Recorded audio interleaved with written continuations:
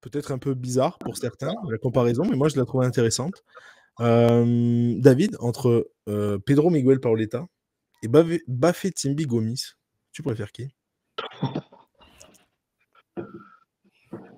Alors, je vais dire Paoletta pour la régularité, malgré tout.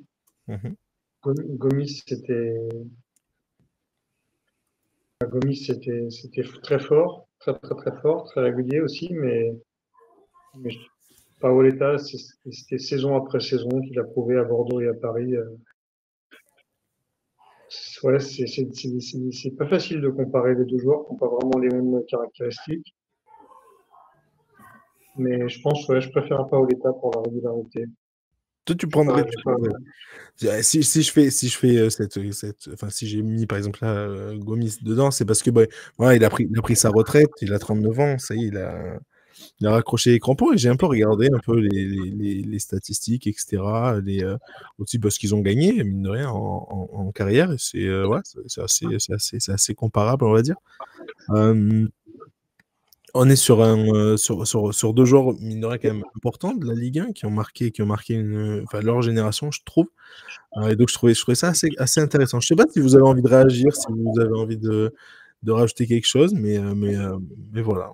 C'était mon Ouais, dernier. sur Gomis et Paoletta, Par exemple. ouais, c'est vraiment.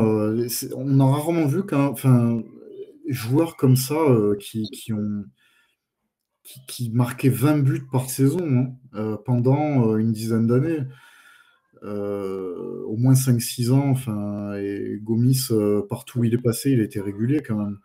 Et je pense Paoletta, c'était quand même au-dessus parce que c'était tout le temps l'attaquant phare de son équipe. Mhm.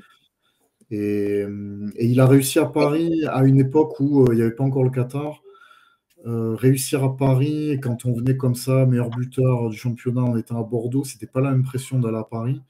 Je trouvais quand même assez fort d'arriver comme ça à enchaîner de belles saisons au PSG, qui encore une fois n'était pas le PSG brillantissime d'aujourd'hui, mais c'était quand même c'était vraiment le fer de lance de cette équipe.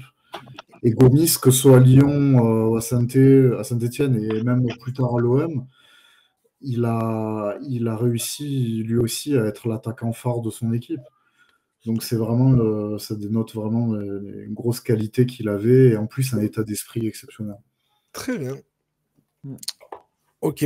Bah écoutez, c'est parfait. L'émission est terminée pour aujourd'hui. On va